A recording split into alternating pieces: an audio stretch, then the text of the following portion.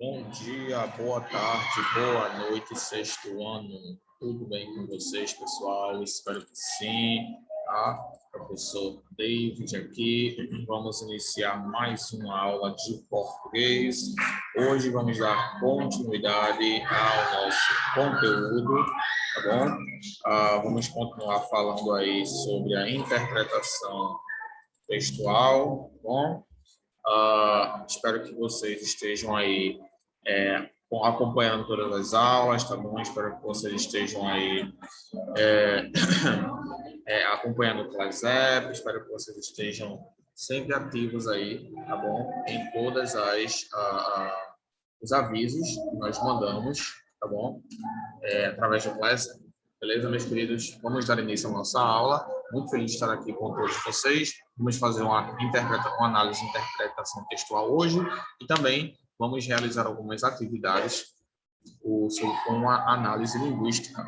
Vamos fazer uma análise linguística do texto, tá bom? Vamos entender aqui o que é a linguagem verbal e não verbal. Na verdade, não entender, vamos praticar, porque já tivemos essa aula aqui bem no início do nosso período letivo, onde estudamos sobre a linguagem verbal e a linguagem não verbal. Falamos sobre isso, falamos de como é possível identificar esses dois tipos de linguagem, tá bom? Então, já peço que vocês peguem seus livros de produção textual, o livro grosso do português, também conhecido como livro grosso, né? O mais grosso de todos é o nosso livro de produção. Peço que vocês abram, nós vamos trabalhar uma análise linguística, e já peço que vocês abram na página 128. Gostaria de lembrar também que vocês não esquecessem a atividade que foi passada para vocês. A atividade que é para ser entregue no dia 20. Bom? Então, dia 20, gostaria de lembrar que vocês não esquecessem essa atividade, tá bom? Do dia 20, que também foi no livro de produção, tá bom? Então, não esqueçam, façam a atividade e entreguem-na no ClassApp, ok, gente? Não esqueçam, beleza? Então, abram aí a página 126, enquanto vocês estão abrindo. Não, perdão, pessoal, 128. Página 128, tá bom? Enquanto vocês estão abrindo, eu vou aproveitar aqui e vou colocar o nosso cabeçalho, tá bom? Página 128, livro grosso.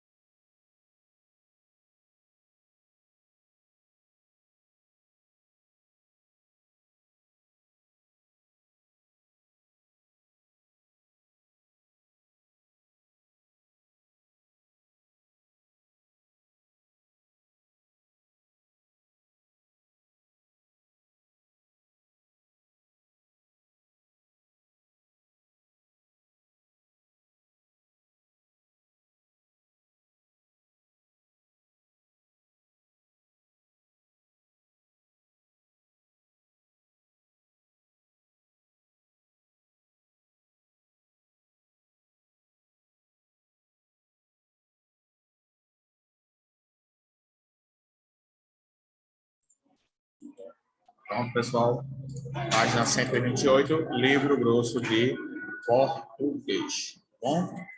Pronto, vamos dar início aqui, já temos uma análise linguística aqui, prática linguística. Vamos realizar a leitura. Vou compartilhar com vocês aqui.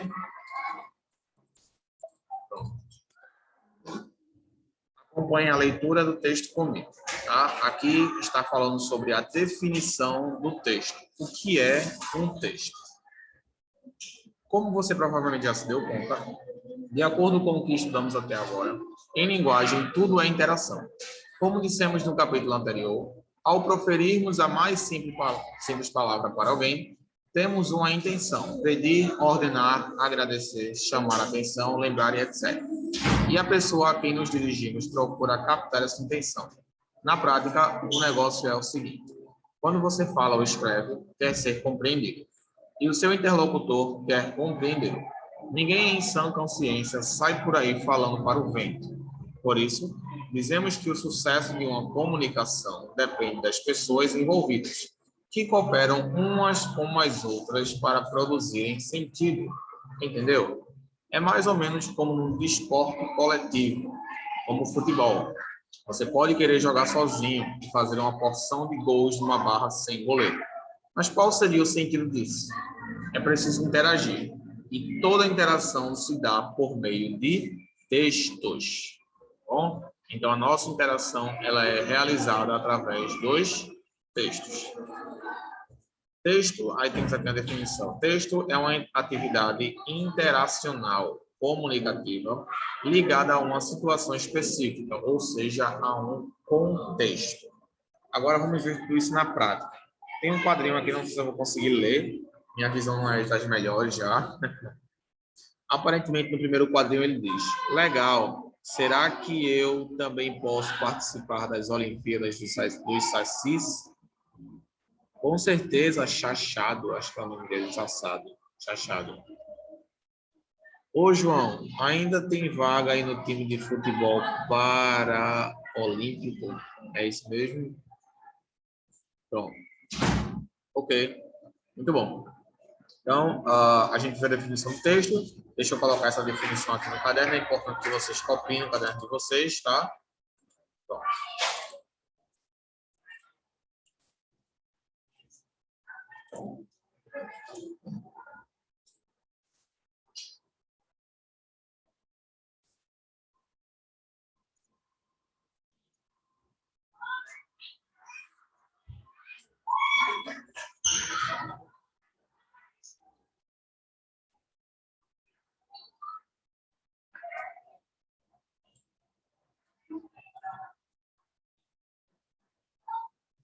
Pronto.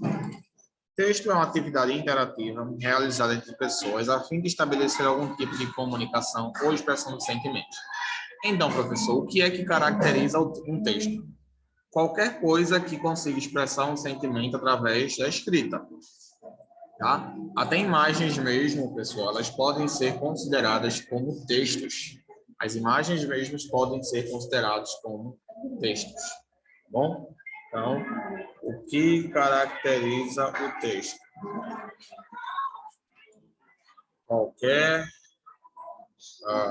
conjunto de palavras ou imagens que representem uma comunicação efetiva, tá? Então, o texto ele é representado por qualquer conjunto de palavras que represente uma comunicação efetiva, tá bom? Ou seja, que indique algum tipo de comunicação, beleza? Muito bem. Essa é a definição do texto. Agora vamos voltar para a nossa tirinha, para o nosso quadro, para o nosso livro e vamos realizar as atividades que se pedem aqui. Para compreender essa tirinha, fazemos uma leitura das imagens, a linguagem não verbal, e dos enunciados, que é a linguagem verbal. A compreensão se dá mais ou menos como um somatório dessas linguagens e seus significados. Observe. Primeiro quadrinho, quem são os personagens negros que usam gorro, calção e têm apenas uma perna? Segundo, no segundo quadrinho, quem são os personagens que estão jogando futebol? Terceiro, porque o time de futebol que aparece no segundo quadrinho é paraolímpico. Quarto, para entender essa tirinha, algumas informações devem fazer parte do seu conhecimento de mundo. Por exemplo, você saberia dizer qual é o torneio esportivo ao qual o autor da tira se refere de maneira indireta? Vamos lá agora. Primeiro,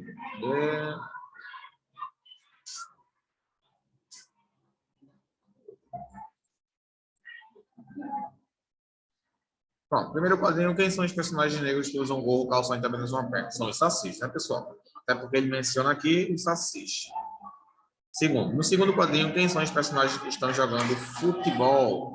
Os que estão jogando futebol dá a entender que são as pessoas do Paralímpico, ou seja, as pessoas que possuem algum tipo de deficiência. Terceiro, porque o time de futebol que aparece no segundo quadrinho é paraolímpico. Paraolímpico é como se fosse um campeonato para pessoas com deficiência, tá bom? Então, se eles aparecem aí, é porque eles têm algum tipo de deficiência, apresentam algum tipo de deficiência, tá? Quarto, para entender essa tirinha, algumas informações devem fazer parte do seu conhecimento de mundo. Por exemplo, você saberia dizer qual é o torneio esportivo ao qual o autor da tira se refere de maneira indireta? Sim, está se referindo ao torneio de Paralímpico, né? Que é o torneio realizado para pessoas com algum tipo de deficiência física ou mental. Ok? Muito bem. Vamos lá agora para as questões seguintes. Pronto. Agora vamos fazer uma análise linguística acerca do texto, tá, pessoal? Nas tirinhas, nas histórias em quadrinhos, nas charges, etc., a fala dos personagens é sempre indicada em balões. Em outros textos que utilizam apenas a linguagem verbal, como as fábulas, as parábolas e os mitos, a fala dos personagens e do narrador são indicadas nos parágrafos. O parágrafo é um bloco de ideias estreitamente relacionadas. Os parágrafos são indicados como um recuo de imagem do seu primeiro enunciado, que se inicia com letra maiúscula, como aconteceu neste parágrafo. Fizemos um pequeno recuo e começamos. Nas tirinhas, nas histórias em quadrinhos.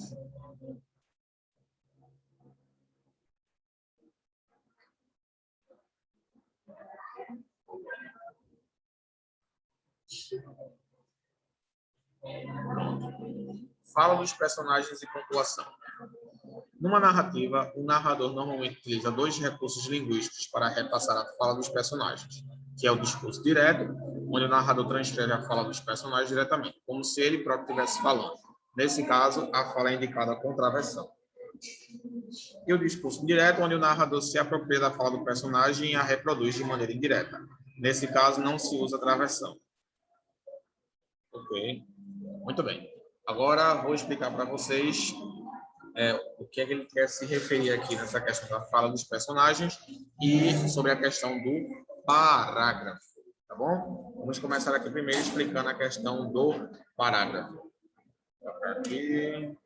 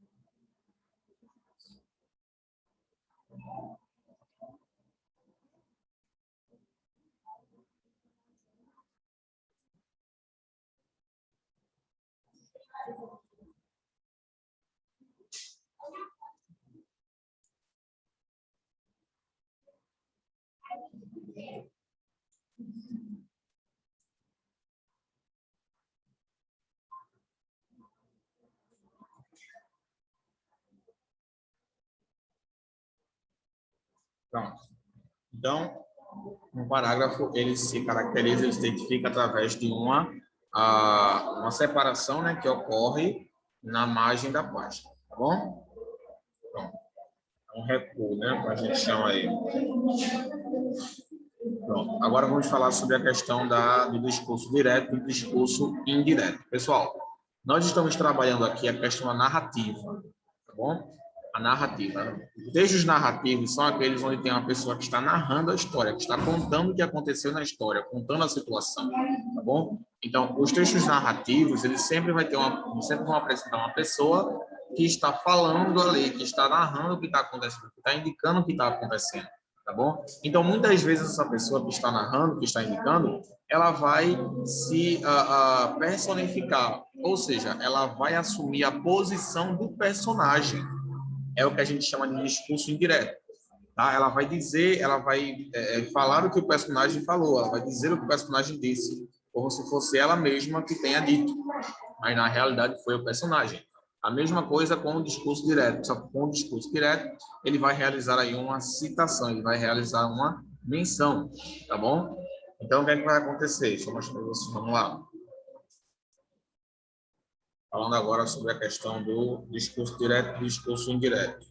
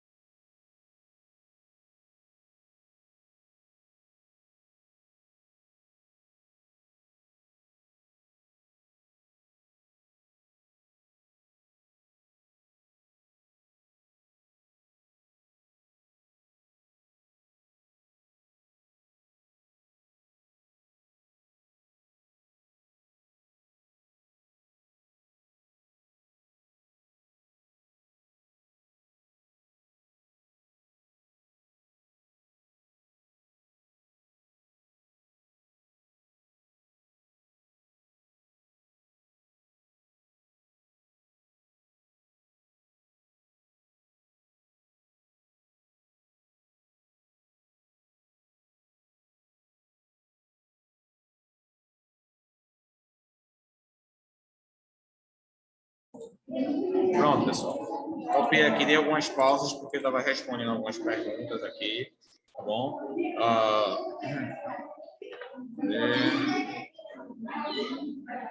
Pronto, estava respondendo algumas perguntas aqui do pessoal, por isso demorei um pouquinho mais para escrever, tá? Pronto. Então, discurso direto e indireto. Na narrativa, como eu falei, o narrador ele pode assumir dois papéis. Ele pode assumir a posição de discurso direto, tá bom?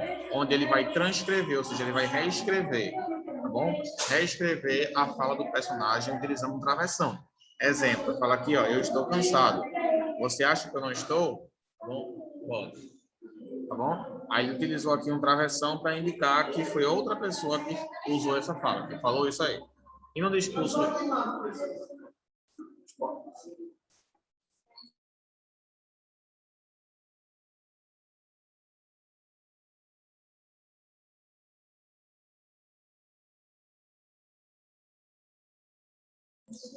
Então, ele utilizou aqui o travessão para indicar que outra pessoa está falando. No discurso indireto, o narrador ele vai meio que se apropriar da fala do personagem, vai reproduzir de forma indireta, ou seja, ele vai falar como se fosse, como é que eu posso dizer? Ele vai ele mesmo falar, só que indicando que foi a pessoa que falou, entendeu, pessoal?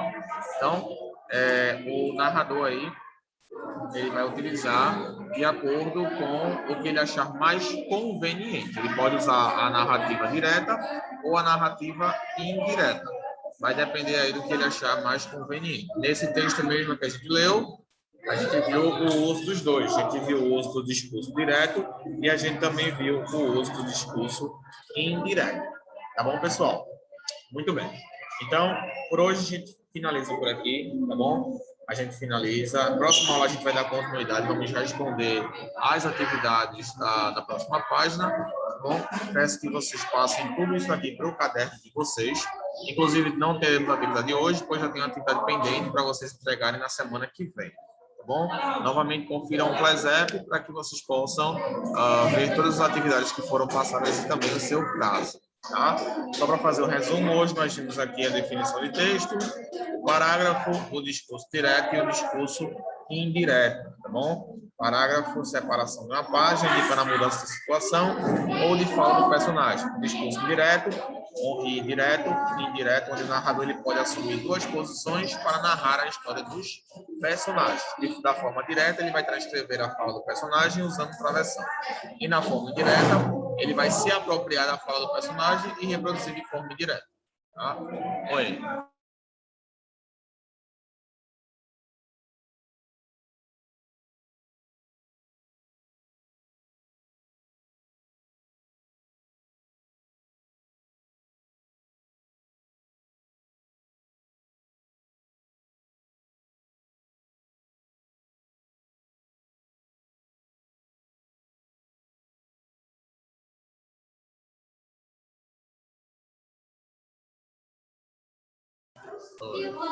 Deixa eu terminar aqui, deixa eu terminar de falar aqui, que eu corrijo, beleza?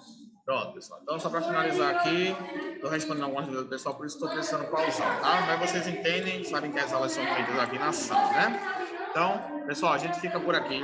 Passem isso aí para o caderno de vocês, tá bom? E na próxima aula a gente dá continuidade, beleza? Qualquer dúvida, estou à disposição de vocês lá no Plesep. Fiquem com Deus, tenham uma ótima semana, bom descanso para todos vocês e nos vemos na nossa próxima aula. Tchau, gente, e até a próxima aula.